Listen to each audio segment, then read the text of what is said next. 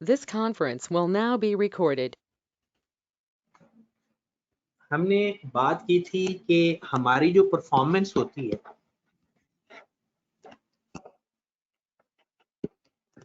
वो दो टाइप की है। एक होती है पॉइंट इन टाइम,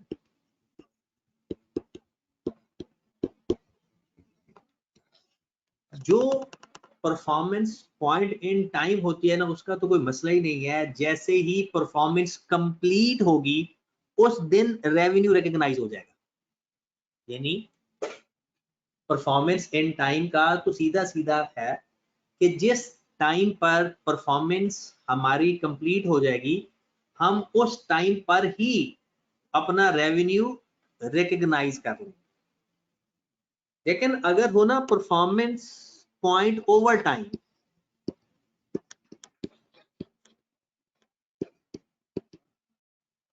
इसकी परफॉर्मेंस को रिकॉग्नाइज करने के लिए हमें कुछ सोचना पड़ता है कि हम किस स्टैंडर्ड को बेस बनाकर अपना अपना रेवेन्यू रिकॉग्नाइज करें। यानी परफॉर्मेंस ओवर टाइम तो है, लेकिन हमें कोई ना कोई बेस भी तो बनाना पड़ेगा कि किस बेस को रखकर हम अपना रेवेन्यू रिकॉग्नाइज करें। क्या यूनिट जितने जितने यूनिट कंप्लीट होते जाएं या जितने परसेंट हमारी परफॉर्मेंस पूरी होती जाए वैसे वैसे रेवेन्यू रिकॉग्नाइज करेंगे। तो कहते हैं कि जनाब इसके ना डिफरेंट मेथड्स हैं। ठीक है, वो कहता है कि जनाब एक मेथड है इनपुट मेथड,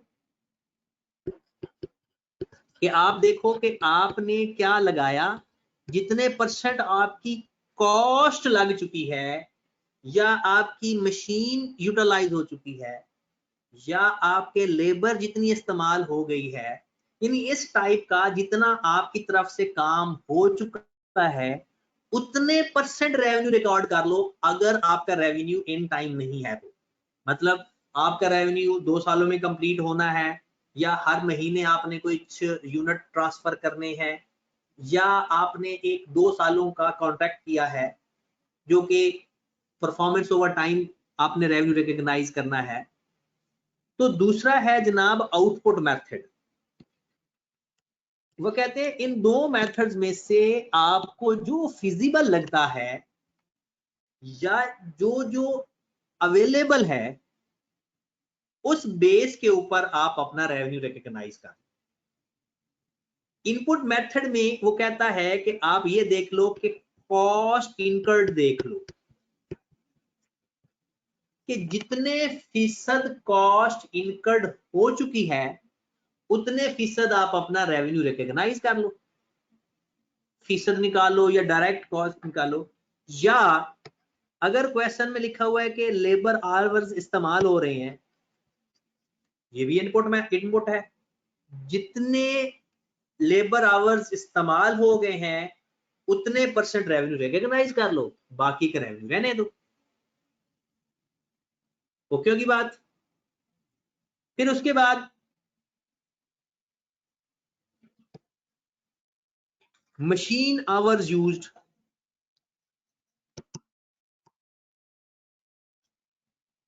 कि आपने अगर कोई मशीन इस्तेमाल हो रही है और उसके आपको मैक्सिमम नंबर ऑफ आवर्स भी दिए हुए हैं तो वो मशीन आवर्स भी आप ले सकते हो एज अ स्टैंडर्ड, कि उसको बेस बनाकर टोटल में से जितना जितना यूटिलाइज हो गया रेवेन्यू टोटल पे डिवाइड कर लें और जितना रिपोर्टिंग ईयर में मशीन आवर्स इस्तेमाल हुए हैं उतने आप रेवेन्यू रिकॉग्नाइज कर लो। फिर आउटपुट मेथड में क्या क्या हो सकता है, यूनिट प्रोड्यूस्ड, कि आपने जितने यूनिट प्रोड्यूस कर लिए उसको बेस बना लें। यूनिट्स डिलीवर्ड,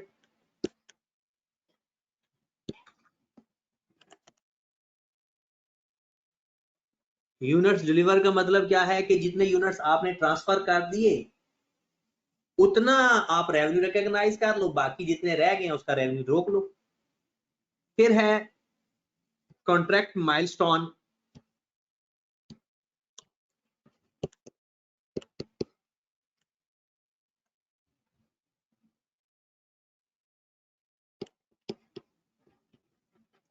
इसका मतलब क्या होता है, कितने परसेंट काम कंप्लीट हो गया। इसके बारे में ये कहा जाता है survey of work performed, survey of work performed. ये हमने अपनी इंफॉर्मेशन देखनी है कि हमारे पास अगर यूनिट प्रोड्यूस अवेलेबल हैं और टोटल यूनिट भी अवेलेबल हैं तो हम यूनिट प्रोड्यूस ले लेंगे। मतलब हमने वो मेथड लेना है जो इन टोटल भी अवेलेबल होगा और उस रिपोर्टिंग ईयर का भी अवेलेबल होगा। ठीक है, हम उसको बेस बनाकर अपना रेवेन्यू रिकॉर्ड कर लेंगे। जैसे एक हम क्वेश्चन सपोज करते हैं कि ABC company enter into contract to build a building या premises for ₹20 million within 2 years.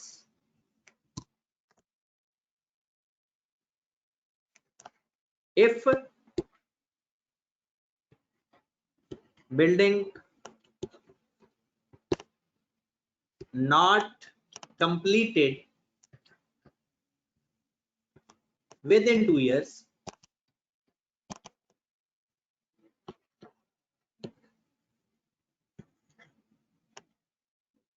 revenue will be reduced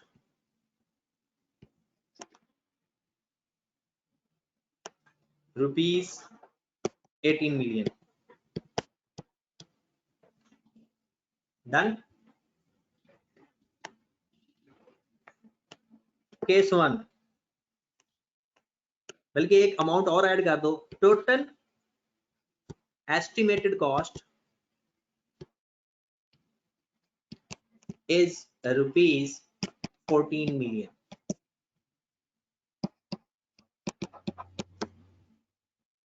लो जनाब, पहले सवाल लिख लो, फिर आगे इसकी रिक्वायरमेंट पे चलते हैं। पहले आप सवाल कंप्लीट करो kindly.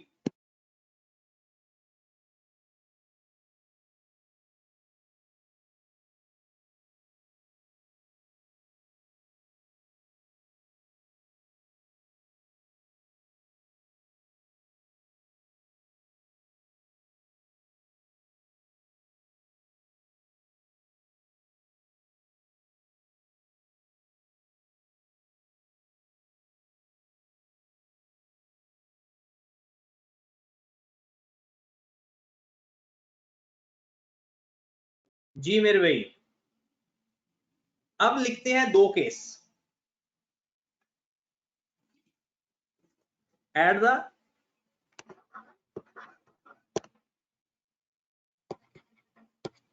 End of year 1, total cost incurred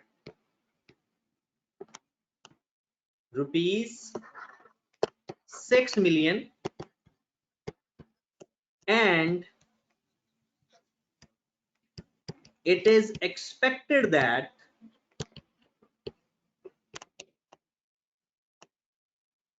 building will be completed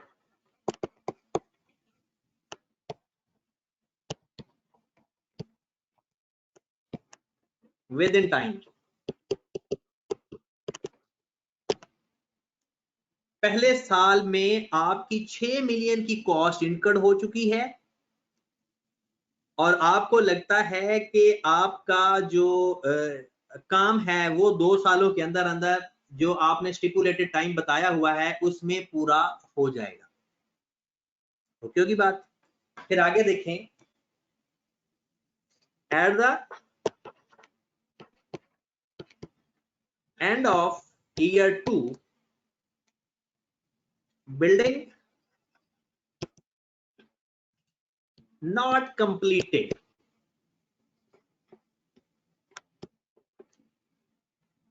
Building not completed and cost incurred in year 2 is rupees 7 million.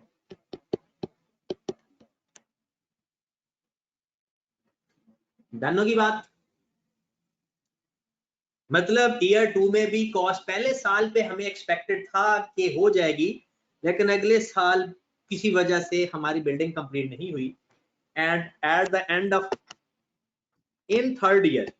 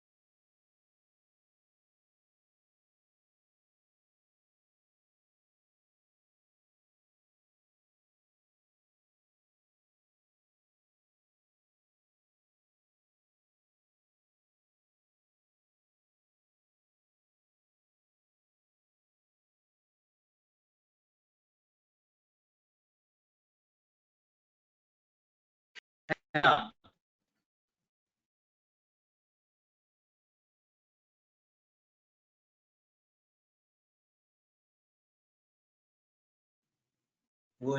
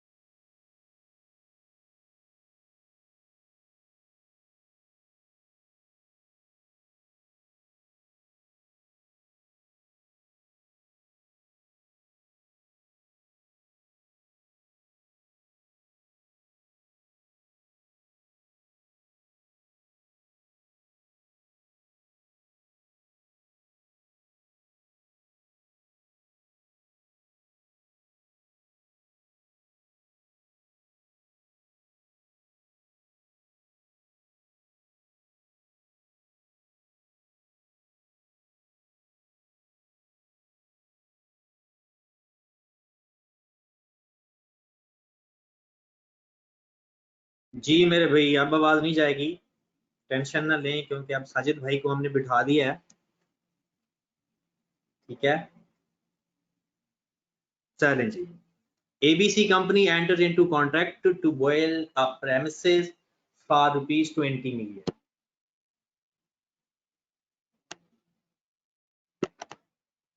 ये हमारा टोटल एक्सपेक्टेड रेवेन्यू है विद इन 2 years। 2 सालों में हमने एक बिल्डिंग बनानी है। कहते हैं building not completed within 2 years, revenue will be reduced to ₹18 million। कहते हैं रेवेन्यू आपका ना फिर 18 मिलियन देंगे, हम आपको 20 मिलियन नहीं देंगे। और एस्टिमेटेड कॉस्ट थी 14 मिलियन, 14 मिलियन ये लिखा हुआ है, 14 मिलियन। कहता है कि जनाब पहला साल का एंड हुआ, हमारी 6 मिलियन की कॉस्ट लग गई और हमें एक्सपेक्टेड था कि कंप्लीट हो जाएगी बिल्डिंग। इसका मतलब ये हुआ कि हमारा रेवेन्यू 20 मिलियन रहेगा। अच्छा मुझे ये बताओ कि अब हम अपना जो रेवेन्यू पोर्शन करेंगे, ऑब्वियसली कॉस्ट के बारे में बात बताई हुई है, तो बेस को कॉस्ट बनाएंगे। अगर यूनिट बताए होते, लेबर आवर बताए होते, मशीन आवर बताए होते, जो चीज इन टोटल और हर रिपोर्टिंग ईयर की बताई होगी, हमारा वो बेस होगा कि जितने परसेंट में निकाल लो या direct given over given multiplied by required निकालो, जैसे आपका दिल करता है। दूसरे साल के एंड में काम कंप्लीट नहीं हुआ तो जाहिर सी बात है रेवेन्यू हमारा रिड्यूस हो जाएगा, 20 मिलियन की बजाय 18 मिलियन पे आ जाएगा। अब 20 मिलियन तो नहीं रहेगा, 20 मिलियन की बजाय 18 मिलियन हो जाएगा। ओके की बात। और कॉस्ट के बारे में उसने कुछ नहीं बताया। एंड फाइनल इज, हमारी बिल्डिंग तो कंप्लीट हो गई है, लेकिन जो अगले साल कॉस्ट इनकर्ड हुई है वो 2 मिलियन लास्ट ईयर में। तो हमने 3 सालों का अपना रेवेन्यू भी रिकॉग्नाइज करना है, 3 सालों की एंट्रीज भी बना लेते हैं, बाकी तो सारी वही चीजें होंगी। हमने हर साल का रेवेन्यू की कैलकुलेशन में आपको सिखाता हूं, हर साल के कॉस्ट की बेस के ऊपर।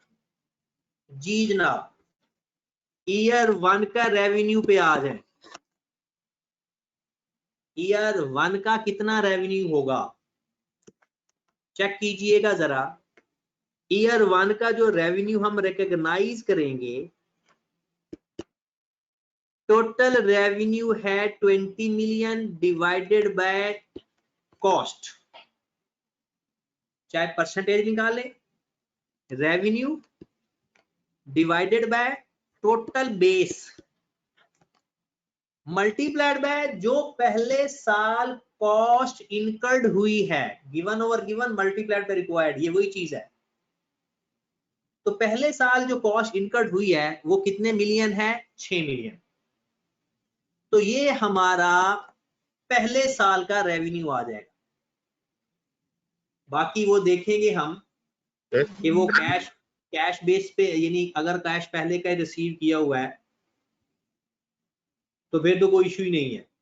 अगर कैश शुरू से रिसीव किया हुआ है फिर तो कोई इशू ही नहीं है। तो 20 को 14 पे डिवाइड करें और 6 से मल्टीप्लाई करें तो कितनी अमाउंट आ रही है, 8.57। ये हो जाएगा हमारा पहले साल का रेवेन्यू। डन। अब अगले साल थोड़ा ध्यान से, अब आओ जरा ईयर 2 में मैं आपको बेस्ट तरीका सिखाने लगा हूं जिसमें गलती के चांसेस 0 हैं। अगले साल का रेवेन्यू करने का क्या तरीका है? क्या अगले साल भी एक्सपेक्टेड रेवेन्यू 20 मिलियन है? नहीं, अगले साल का एक्सपेक्टेड रेवेन्यू हमारा 18 मिलियन है, क्योंकि अगले साल अगर हमारी बिल्डिंग कंप्लीट होती तो रेवेन्यू हमारा 20 मिलियन ही रहता, लेकिन अब हमारा 20 मिलियन नहीं है, बल्कि 18 मिलियन है, गुड हो गया, divided by 14 multiplied by 13, that is important.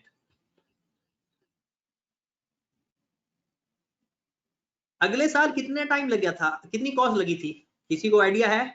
सवाल देखकर बताएं। 7 मिलियन। अगर हम 7 से मल्टीप्लाई कर देते ना, बात गलत नहीं थी, लेकिन प्रॉब्लम ये आना था कि पिछले साल हमारा 20 के हिसाब से रेवेन्यू बना, इस साल 18 से बना। तो मैं आपको एक ऐसा तरीका बताता हूं जिसमें कोई गलती नहीं होगी। आपने क्या करना है, पहले आपने अपना 2 सालों का टोटल रेवेन्यू फाइंड कर लेना है। 6 पिछला, 7 इस साल का, टोटल हो गया 13। ये सेकेंड ईयर का रेवेन्यू नहीं है, ये 2 सालों का टोटल रेवेन्यू है। करें जरा मल्टीप्लाई, 18 को 14 पे डिवाइड कर दें और मल्टीप्लाइड बाय 13 कर दें, कितनी अमाउंट आ गई?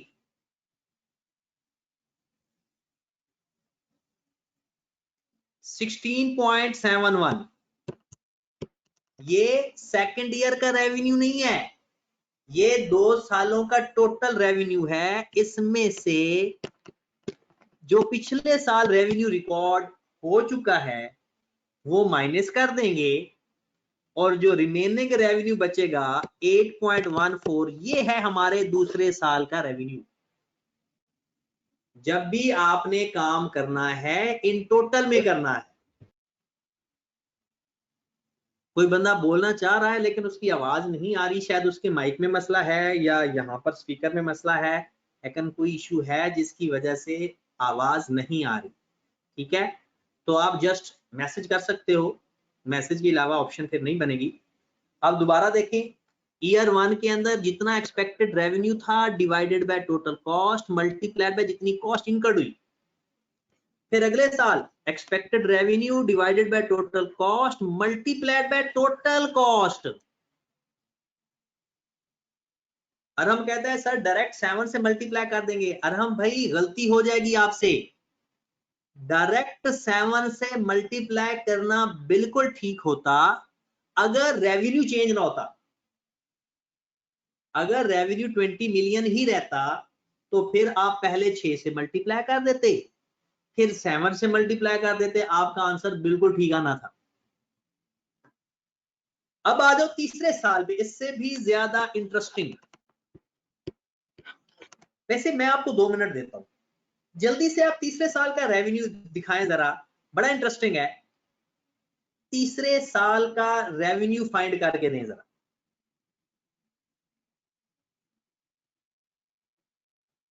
वैसे तो सीधा सीधा भी आ रहा है, फिर भी मैं चाहता हूं कि एक दफा आप फाइंड करें।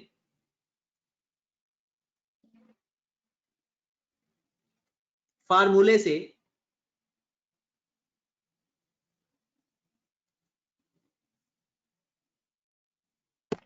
जी, वैसे जो आज क्लास में नहीं थे उनका रिप्लाई तो नहीं करना चाहिए।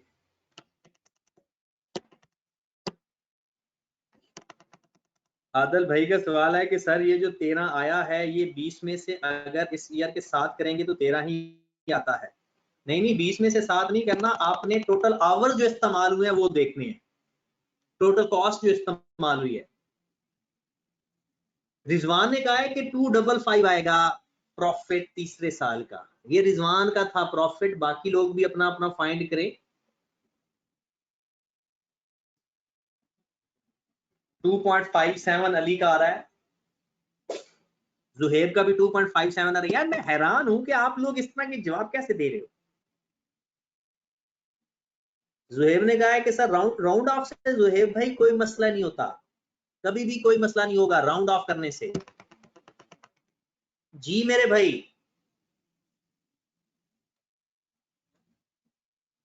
एमा का 5.04 आया है।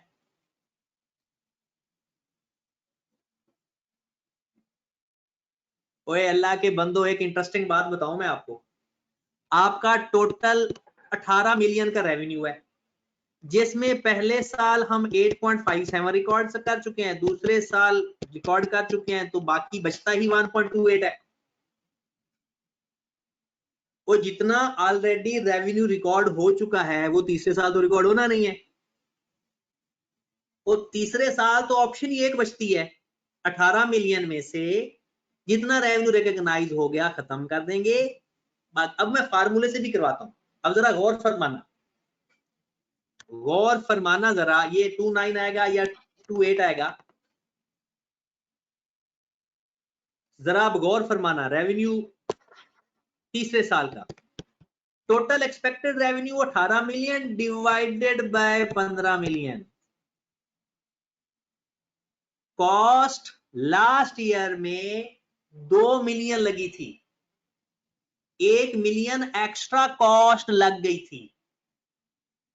तो हमने क्या करना है, टोटल पे डिवाइड करते हैं कॉस्ट पे। पहले 14 मिलियन थी, कोई मसला नहीं था, लेकिन आखिरी साल कॉस्ट कम हो या ज्यादा हो, जितनी कॉस्ट में फर्क आएगा वो काउंट करेंगे, मल्टीप्लाइड बाय 15। 13 घंटे पिछले, सॉरी 13 मिलियन पिछला, 2 मिलियन इस साल का, 15, आंसर आ गया हमारा 18। ये है टोटल रेवेन्यू जितना रिकॉर्ड कर चुके हैं। पहले साल 8.57, दूसरे साल 8.14, जो बाकी बचेगा 1.29 बच रहा है या 1.28 बच रहा है, वो अमाउंट आखिरी साल आकर रिकॉर्ड हो जाए। वैसे तो सिंपल ही था, लेकिन मैंने फार्मूले से भी प्रूव करवाना था आपको। ये है ओके होगी बात। एक शख्स कहना चाह रहा है कि सर 15 कहां से आ गया। अगर आपने क्वेश्चन गौर से पढ़ो, तीसरे साल 2 मिलियन कॉस्ट लग रही है, 13 मिलियन तो पहले ही लग चुकी थी, कॉस्ट तो बाकी बचती 1 मिलियन थी, क्योंकि हमने टोटल 14 एस्टिमेट की थी। अगर ना चेंज होती तो 14 पे डिवाइड करते, तो फिर मल्टीप्लाई भी 14 से होती। लेकिन पिछले इस साल 2 मिलियन कॉस्ट लगी है, तो टोटल भी चेंज हो जाएगी कॉस्ट की। दुर्योधन का सवाल है कि सर 8.14 कैसे आया। यहां पे देखें, ये दूसरे साल का रेवेन्यू है, हमने ये फार्मूला लगाया था, आंसर आया था 16.71, जिसमें से पिछले साल का रेवेन्यू माइनस कर दिया था, हमारे पास 8.14 माइनस करने के बाद आया था। अरहम कहता है कि सर कॉस्ट तो 14 + 2। अरहम, अल्लाह ताला आपको जन्नत बख्शे, टोटल कॉस्ट 16 मिलियन नहीं लगी बल्कि 15 मिलियन लगी है। आप चेक करके देख सकते हो। टोटल कॉस्ट जो कि चेंज हुई है, चेंज होके जो टोटल कॉस्ट इनकर्ड हुई है वो 15 मिलियन की है, वो 16 मिलियन की नहीं है। ठीक होगी बात। तो ये है जैसे जैसे बेहतर है मैसेज करो, क्योंकि आज आवाज नहीं आ रही, स्पीकर में मसला है या कोई और इशू है, तो काइंडली आप मैसेज कर दो तो आइडिया हो जाएगा सवाल का। आपने देखना क्या है, जो एक्सपेक्टेड जिस साल का revenue divided by total cost multiplied bye पिछले अगले सारी कॉस्ट मिला के। आपने कहा है कि 2 से मल्टीप्लाई कर देंगे, देखो ना 2 से मल्टीप्लाई करने में कोई एतराज नहीं है, लेकिन हर साल कॉस्ट भी चेंज हो रही है और रेवेन्यू भी चेंज हो रहा है। जब चेंज होगा तो इन टोटल लेंगे तो ज्यादा बेस्ट होगा, वरना हमारा 18 मिलियन टोटल रेवेन्यू नहीं बनेगा। आप करके देख लो, आप अगर कोई और फार्मूला इस्तेमाल करते हो, तीनों का टोटल करो तो 18 मिलियन से ऊपर नीचे हो जाता है। 18 मिलियन रेवेन्यू भी तो पूरा करना है ना हमने। ठीक होगी बात। तो ये एक सवाल पेपर में भी इस टाइप का सवाल आया हुआ है कि आपका एस्टिमेशन जैसे जैसे चेंज होता जाएगा, आप इन टोटल फाइंड करते जाओगे और एस्टिमेशन वही लोगे जो आपका उस रिपोर्टिंग ईयर के एंड पे होगा। ठीक है जनाब। तो ये एक सवाल था कि आपकी जो परफॉर्मेंस ओवर टाइम पर होती है, तो किसी बेस को बनाकर हम अपना रेवेन्यू रिकॉग्नाइज करते जाते हैं, वो बेस कोई भी हो सकती है। तो ये एक बहुत अच्छा सवाल है और आपके पास पेपर में इसका रोल बहुत ज्यादा है। ठीक होगी बात जनाब। इस टाइप का एक और क्वेश्चन भी करते हैं, इसी टाइप का एक और क्वेश्चन देखते हैं। आज हमारा टोटल 3 क्वेश्चन का टारगेट है। इस टाइप का एक और क्वेश्चन कर लेते हैं और उसमें देखते हैं कि क्या क्या और चीजें ऐड या माइनस हो सकती हैं। तो बिस्मिल्लाह करते हैं एक सवाल पे। अगर आप इसकी हेडिंग देना चाहते हो तो दे लो। ये वैसे कहते हैं कस्टमर लॉयल्टी प्रोग्राम।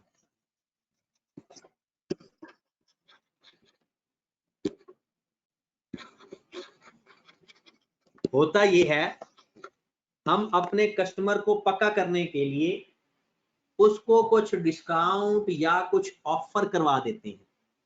ये सारे अब आप जरा ध्यान से देखना, ये सारे एक ही चीज को डिफाइन कर रहे हैं, रेवेन्यू कब रिकॉर्ड करना है बस। अगर कैश पहले ले लो तो cash debit, contract liability credit, और जितना जितना रेवेन्यू रिकॉग्नाइज होता जाएगा कॉन्ट्रैक्ट लायबिलिटी को डेबिट करते जाएंगे और अपना रेवेन्यू क्रेडिट करते जाएंगे। अब देखिए जरा एक सवाल हम अज्यूम करते हैं, एबीसी कंपनी ने कॉन्ट्रैक्ट किया, contract with customer to award 1 point for every purchase of rupees 20.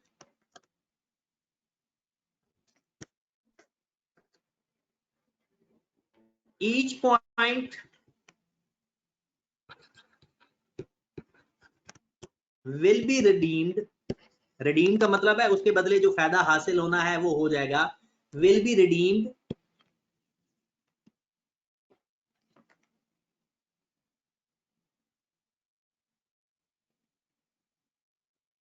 ₹1 in future purchases.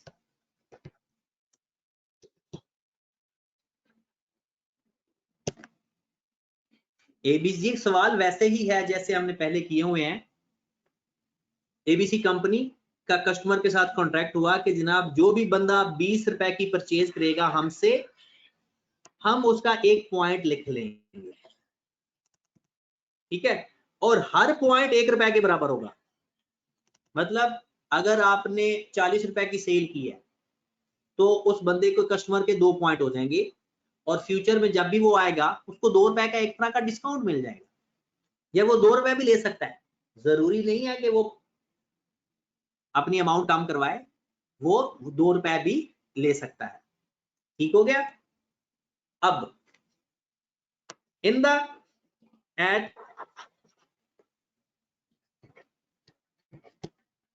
Year end total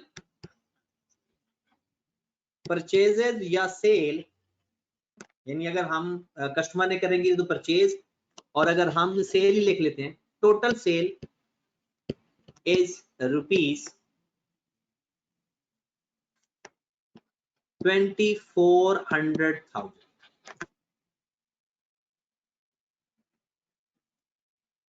total कितनी सेल हो गई? 2400,000। ओके, अच्छा मुझे बताएं 2400,000 सेल के ऊपर कितने पॉइंट्स मिलेंगे? कोई बता सकता है? टोटल कितने पॉइंट्स मिल जाएंगे कस्टमर को? 120,000, और 24 लाख को 20 पे डिवाइड कर देंगे ना। Okay done. एट ईयर 1 पहले साल के एंड पे, पहले साल के एंड पे 120,000 में हम कहते हैं 40,000 points redeemed and it is expected that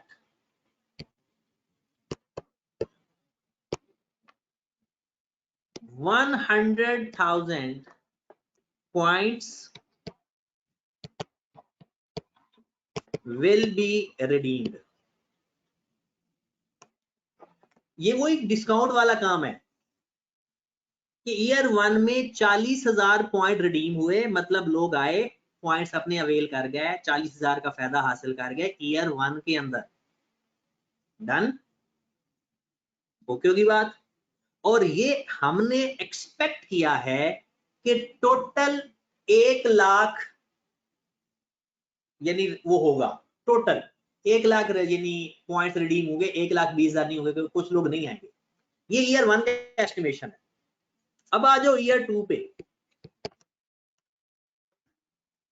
40 बल्कि 50,000 कर लेते हैं, 50,000 points redeemed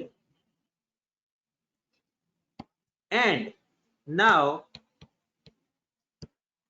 it is expected that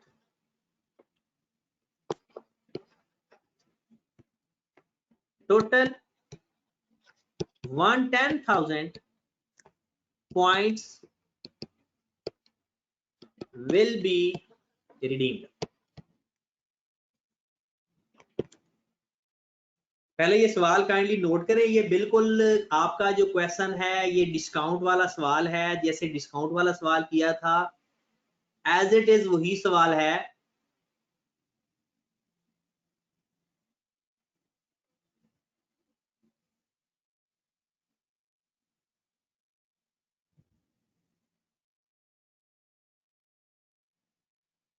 sir ये जो कॉन्ट्रैक्ट है 1 पॉइंट अवॉर्ड करने का, ये वही वाले जो हमने रिडीम करने हैं, यानी जो उनको फायदा देना है, ये वही वाला 1 पॉइंट है फ्यूचर परचेज में। बिल्कुल ये वही ना, जो हमने वो आपको याद होगा कि फ्यूचर में हमने डिस्काउंट देना था, ये बिल्कुल वही चीज है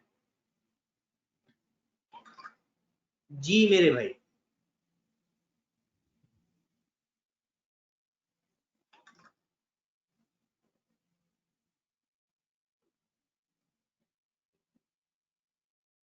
जी अब जरा गौर फरमाना, काम भी हम वही कर रहे होंगे।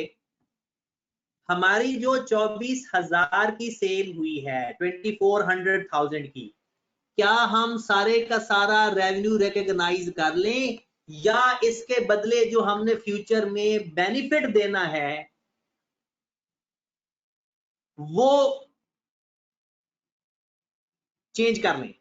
मतलब जो फ्यूचर का बेनिफिट देना है उसका हम रेवेन्यू रोक लेंगे, जैसे ही पॉइंट्स रिडीम होंगे वैसे वैसे उसका रेवेन्यू रिकॉर्ड कर लेंगे। मतलब ईयर पहले साल जिस टाइम पर सेल हुई होगी ना, जिस टाइम पर सेल हुई होगी, हमने एंट्री भला क्या पास की होगी वो मैं आपको बाद में करवाता हूं। पहले आप लोग लिखो परफॉर्मेंस ऑब्लिगेशन और पॉइंट्स। परफॉर्मेंस ऑब्लिगेशन आपकी परफॉर्मेंस ऑब्लिगेशन में एक तो हमारी सेल है जो नॉर्मल सेल है, और दूसरे हमने देने हैं points. Stand alone selling price 2400,000 है इसकी, और पॉइंट्स हैं 1 लाख। पॉइंट्स कितने हैं? 1 लाख, जो पहले साल का एस्टिमेशन है हमने उसको लेना है। जो पहले साल का एस्टिमेशन है, अब जरा इसको एलोकेट करके बताओ कितना आ रहा है, जल्दी से एलोकेट करके बताओ कितना आ रहा है।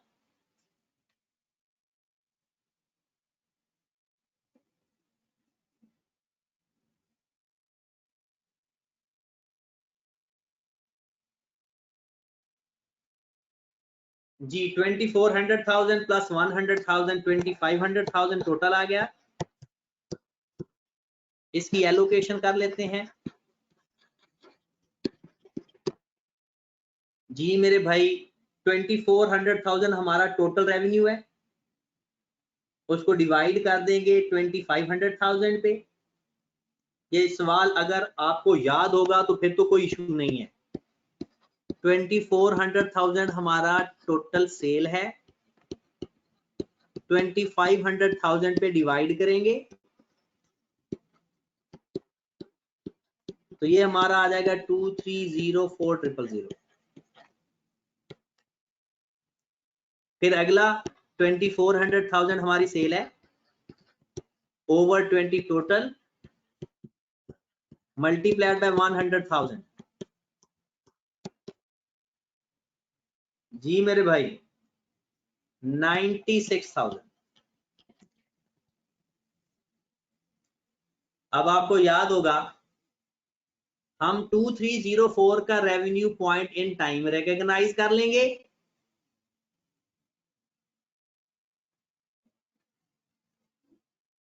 उपयोगी बात। और बाकी जो 96,000 है वो जैसे जैसे पॉइंट रिडीम होंगे वैसे वैसे रेवेन्यू रिकॉर्ड करेंगे। तो ये तो जनाब है पॉइंट इन टाइम, ये उसी वक्त रेवेन्यू रिकॉर्ड होगा जाएगा। और ये हो गया पॉइंट ओवर टाइम। डन। अगर हम at the date of sale की एंट्री पास करें तो क्या एंट्री बनेगी भला? कैश डेबिट,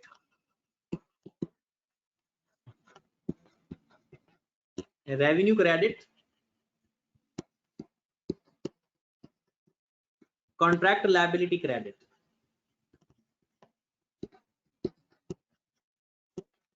ये है हमारी पहली एंट्री।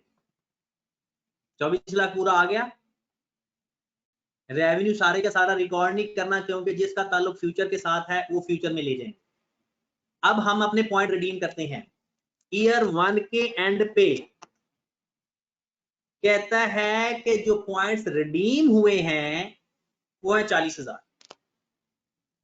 हमने अपना 96,000 का रेवेन्यू कितने पॉइंट्स के बदले मिल रहा है?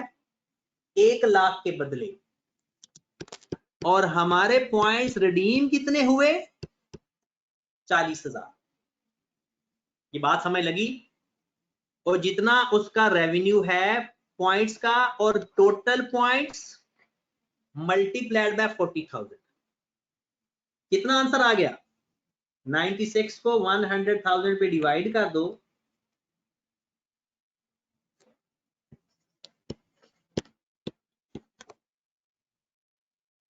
बात समझ लगी? और इसकी एंट्री क्या पास करेंगे? Contract liability debit, revenue credit.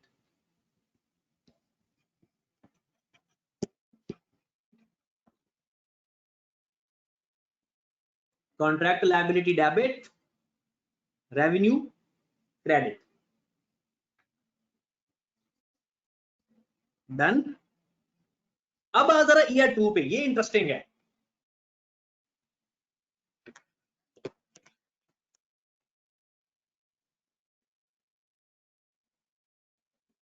Year 2 पे, ईयर 2 में एक बात याद रखें, जो रेवेन्यू हमने पहले निकाल रही है उसी को ही आप लिखेंगे क्योंकि लायबिलिटी हमारी उतनी रिकॉग्नाइज हुई है। ईयर 2 के अंदर हमारा 96,000 है पूरे का पूरा, लेकिन टोटल एस्टिमेशन चेंज हो गया है। हम अपने 96,000 को पिछले साल 1 लाख पे डिवाइड किया क्योंकि पिछले साल एस्टिमेटेड था कि 1 लाख पॉइंट्स रिडीम हुए, लेकिन अगले साल यकदम चेंज हो गया कि ये एस्टिमेट हमने लगाया कि 1,10,000 पॉइंट्स रिडीम हुए। तो डिवाइड किस पे करेंगे? 1,10,000 पे। मल्टीप्लाई किससे करेंगे? ये अब आप पे छोड़ता हूं। जल्दी से मुझे कोई बताए दूसरे साल के एंड पे मल्टीप्लाई किससे करेंगे? मोइज का मैसेज मिल गया है, श्याम ने भी वही कहा, तनवीर ने गलत बताया, हाफिज नुमान ने भी सही बताया। 90,000 से, और मैंने अभी आपको बताया है जब रेवेन्यू या बेस चेंज हो जाए तो आप इन टोटल लिया करो। तो 96 को डिवाइड कर दो 110 पे और मल्टीप्लाई कर दो 90 पे, हमारा आंसर आ रहा है 78545। इसमें से माइनस कर देंगे 38,400, वो माइनस लाजमी करना है क्योंकि हमारा ये जो रेवेन्यू है टोटल 90 पॉइंट्स का है और हमने फाइंड करना है 50 का। तो मैं 78545 में से माइनस कर देंगे 38,400। ये है हमारा अगले साल का रेवेन्यू और एंट्री वही पास करेंगे, contract liability debit, revenue credit, और आपका रेवेन्यू 96,000 से ऊपर नहीं जाना चाहिए। तो जनाब ये दोनों सवाल ऑलमोस्ट एक जैसे हैं। ओके होगी बात? लो जनाब दूसरा सवाल भी हमारा हो गया पूरा। अब मैं आज का लास्ट क्वेश्चन, और बहुत आसान क्वेश्चन है क्योंकि मैंने मुश्किल पहले इसलिए सवाल करवा दिए कि एनर्जी बहाल रहे और नमाज का टाइम से भी पहले पहले क्वेश्चन हमारे हो जाए। अब जनाब सवाल जो है वो आसान सा है, वो इतना बड़ा मसला है ही नहीं। सवाल लिखो जरा। वैसे इसका कॉन्सेप्ट वो बेस करता है किसी और कॉन्सेप्ट के ऊपर, तो वहां पर भी मैं आपका लिंक बनवा दूंगा। ओके होगी बात?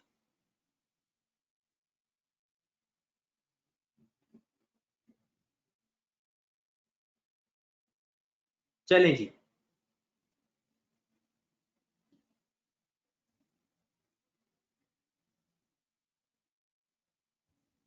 करें स्टार्ट।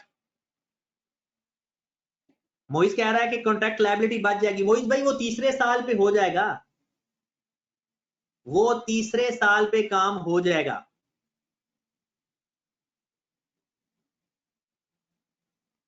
ठीक है, जो लायबिलिटी बच गई है ना, वो अभी तो हमने सिर्फ 2 सालों की एंट्रीज पास की हैं।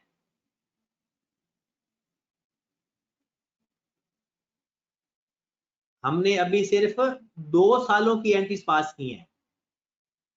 ठीक है, तो अभी तीसरे साल में जाकर बाकी पॉइंट्स रिडीम हो जाएंगे, वो वहां पे कर लेंगे। क्लियर होगी बात? चलें जी, अब आखिरी सवाल पे आए। वो कहता है कि एबीसी कंपनी है,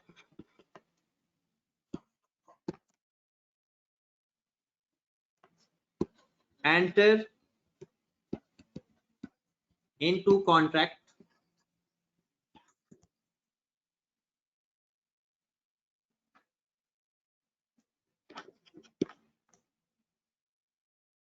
श्याम कहता है 1 लाख कहां से आया? श्याम भाई ये 1 लाख जो आया था दैट इज एस्टिमेशन। अगर आपने क्वेश्चन पर ध्यान दिया हो, दैट इज एस्टिमेशन। ये देखें, ये है 1 लाख, ईयर 1 के अंदर ही लिखा हुआ था।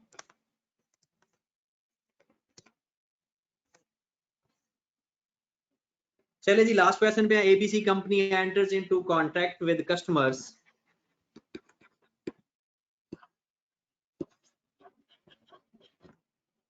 To provide.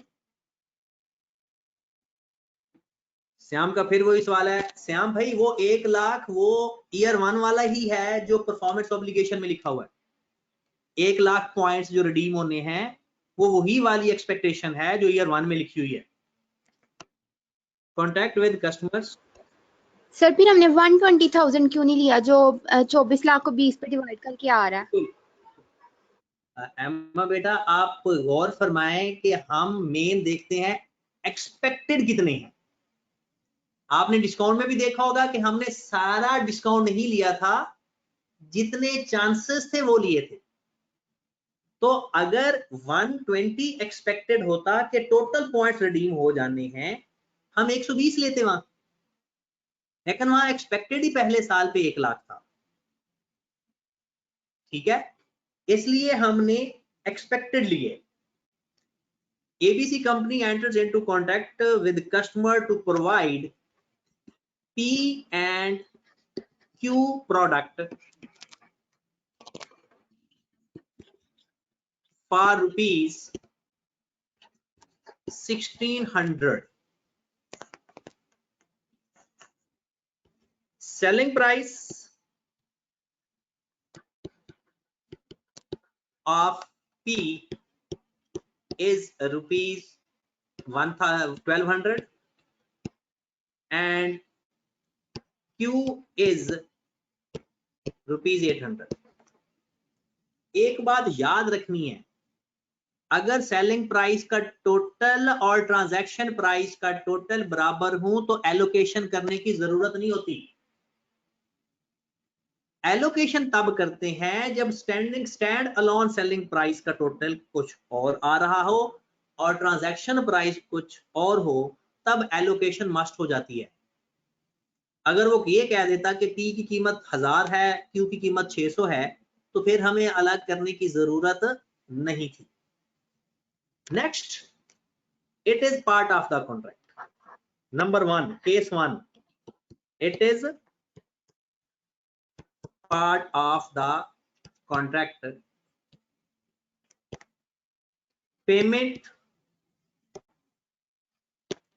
of P is due only when Q will be delivered.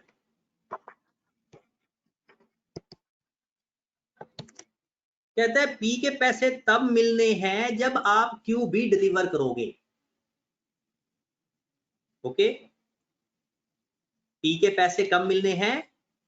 जब आप लोग Q डिलीवर करोगे।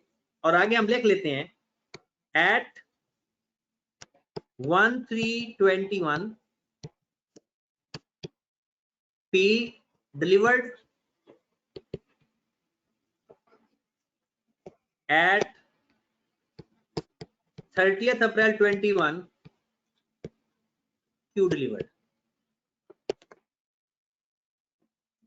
सवाल ये है, अब कंडीशन लग गई कि अगर Q डिलीवर होगा तो P के पैसे मिलने हैं, वरना पैसे नहीं मिलने। दूसरा case, there will be no restriction, बल्कि आगे लिख लें एट 10/5/2021 टोटल कैश रिसीव्ड। पहले कैश नहीं मिला, अज्यूम कर लेते हैं पहले कैश नहीं मिला। कहते हैं there will be no restriction,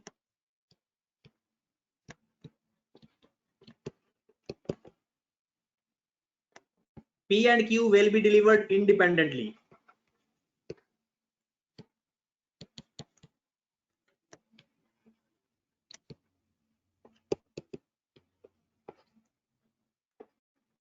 कि कोई रिस्ट्रिक्शन नहीं है कि जनाब पहले Q आएगा तो हम P के पैसे देंगे वरना नहीं देंगे। कहता है ऐसी कोई रिस्ट्रिक्शन नहीं है। ओके होगी बात?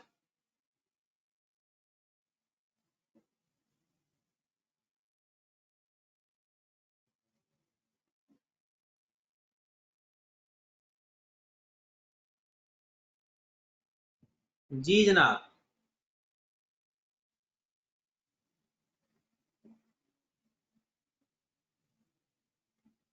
अब हमने करना क्या है? अब जरा गौर फरमाएं। केस 1, बस 5 मिनट दे दें अब्दुल मोहित भाई, सिर्फ 5 मिनट भी नहीं, 2 मिनट। नमाज का टाइम हो रहा है, बस 2 मिनट में हम फ्री हो जाते हैं। केस 1 में देखें, हमने एंट्री पास करनी है 1 मार्च 21 में। हमने गुड्स डिलीवर कर दी, हमने गुड्स डिलीवर कर दी। हमने एंट्री पास करनी है कॉन्ट्रैक्ट एसेट डेबिट,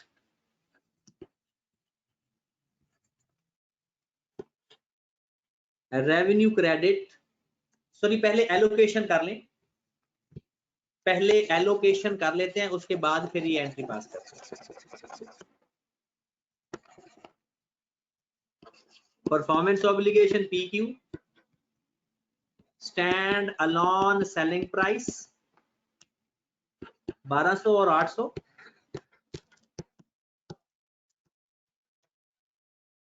एलोकेशन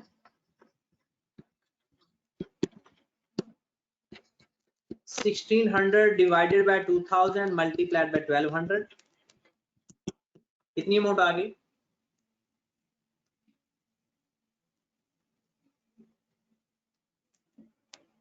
960। फिर 1600 डिवाइडेड बाय 2000 मल्टीप्लाइड बाय 800,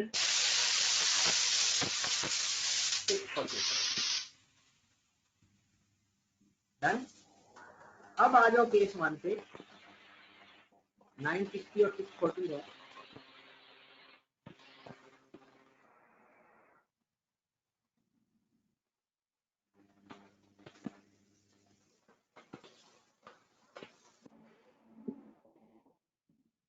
कि आपका 1 मार्च 2021 को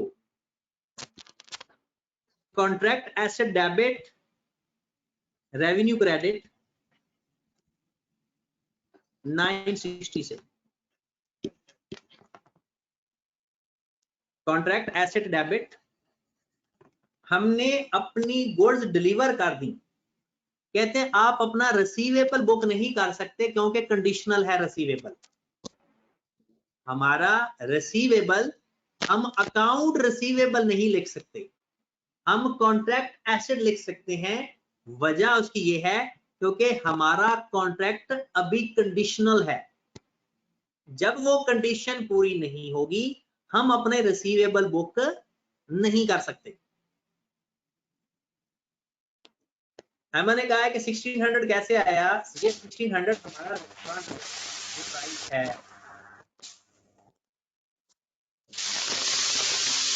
ये ट्रांजैक्शन प्राइस है 1600। क्वेश्चन पूरा नहीं लिखते हो आप लोग, 1600 ट्रांजैक्शन प्राइस है। फिर जनाब सर मैंने नहीं कहा, मुझे पता नहीं किसने मैसेज किया। 30 अप्रैल को हमने क्यों भी डिलीवर कर दिया। अब जरा एंट्री गौर से देखना, मैं अकाउंट रिसीवेबल डेबिट करूंगा 1600 से, रेवेन्यू क्रेडिट करूंगा 640 से, और कॉन्ट्रैक्ट एसेट खत्म कर दूंगा 950 से। जिस दिन हम अपना दूसरा एसेट भी ट्रांसफर कर देंगे या अपनी इन्वेंट्री ट्रांसफर कर देंगे, तब हमारी कंडीशन पूरी होगी। अब हमारे कंफर्म हो गया कि हम रिसीवेबल हैं, हमारे रिसीवेबल बन गए, क्योंकि हमें प्रूडेंस कंसेप्ट कहता है कि आपने अपने एसेट्स ओवरस्टेट नहीं करने। तो पहले कंडीशन थी कि जब तक क्यू नहीं मिलेगा हमें पैसे नहीं मिलने, तब हमने अकाउंट रिसीवेबल नहीं लिखा बल्कि कॉन्ट्रैक्ट एसेट लिखा। जैसे ही क्यू डिलीवर किया हमारा टोटल रिसीवेबल हो गई 1600 और हमारा रेवेन्यू 640, और बाकी जो कॉन्ट्रैक्ट एसेट हमने डेबिट किया हुआ था वो अब क्रेडिट कर दिया, और 10 मई को हमें पैसे मिल गए। वो तो हम एंट्री पास कर देंगे cash debit account receivable credit 1600 से। जब भी कोई रिसीवेबल कंडीशनल होगा तब तक रिसीवेबल नहीं लिखेंगे जब तक कंडीशन फुलफिल ना हो जाए, राइट। अब दूसरा केस पे आ गए, अनकंडीशनल से।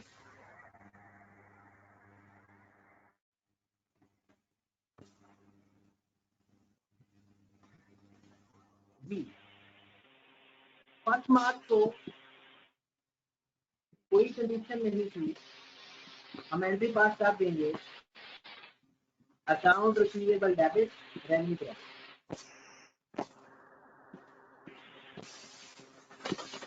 कोई कंडीशन नहीं थी तो हमारे रिसीवेबल और ये शोर बहुत ज्यादा आ रहा है।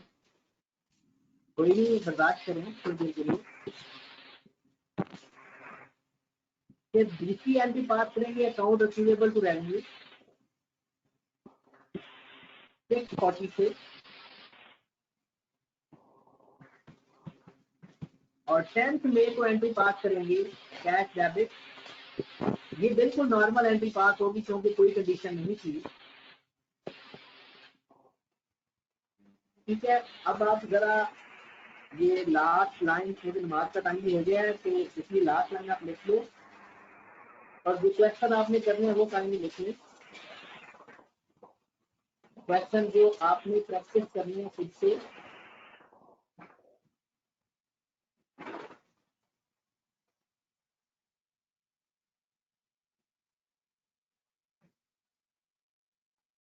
वो आप जनाब लिखें example number 17।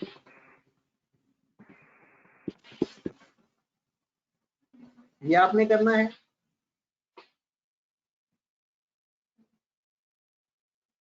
Example number 24,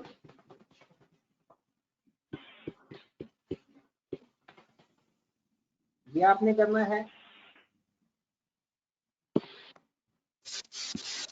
question number 1 का बी पार्ट पेपर है ये।